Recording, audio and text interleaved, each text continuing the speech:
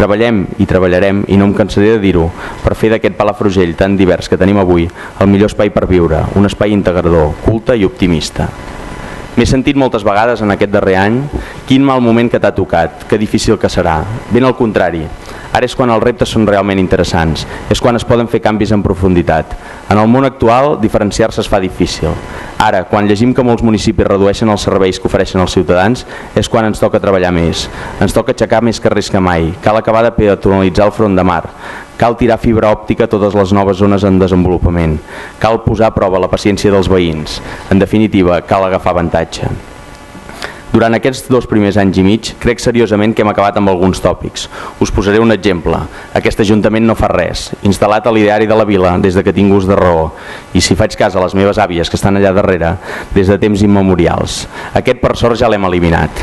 Llàstima, i tampoc us voldria enganyar, que l'altre, el Què coi fan, es mantingui plenament vigent.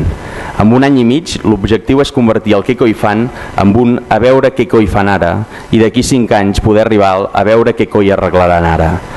Perquè aquest és, tal com hem explicat sempre i com bé ha explicat en Lluís, un projecte de 2 legislatures, i penso, i sempre ho he manifestat així, i que quedi clar que és una opinió absolutament personal, que després tocarà de nou deixar pas a altra gent i a altres idees. A mi avui m'arriba la màxima responsabilitat que pot tenir una persona en l'esfera pública, que és assumir el govern del poble on ha nascut. Una responsabilitat que es multiplica per 1000 si per sort és un poble situat al vell mig d'una Costa Brava que enguany fa 100 anys, a l'espai on la plana de l'Empordà es troba amb el mar, al vell mig de la terra on va néixer la que avui és la gastronomia més important del món. Un territori envejable, un territori culte, la terra de Pla, Cuixart, Miseracs i molts altres. La vila de les Havaneres i el peix fregit, l'únic poble del món on el carnaval es diu festes de primavera. El Palafrugell del mercat diari, de les tertúlies del fraternal i aviat, de nou, les del mercantil, la capital del suro, el poble del paisatge favorit de tots els catalans, el que és per mi el millor poble del món. És un luxe fer-ho amb un projecte que avui ja es pot dir que té experiència, però que continua sent molt jove i que això li dona molt de recorregut i ho fa encara més excitant.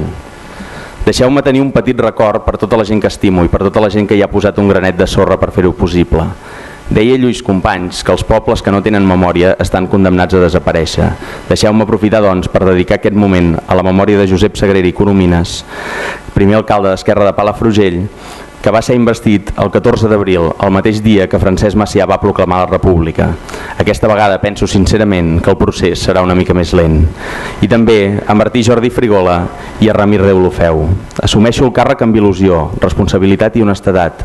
L'exerciré amb la màxima dedicació, amb un equip polític i tècnic de luxe, sempre amb una idea al capdavant, la idea que em va portar un dia a decidir-me a dedicar-me uns quants anys a la política, construir poble, per fer que la seva gent hi visqui millor i perquè fent-ho estem treballant per construir una Catalunya lliure. Com deia Martí i Pola ara mateix, cridem qui som i que tothom ho escolti, i en acabat que cadascú es vesteixi com bonament li plagui i via fora, que tot està per fer i tot és possible. Moltes gràcies.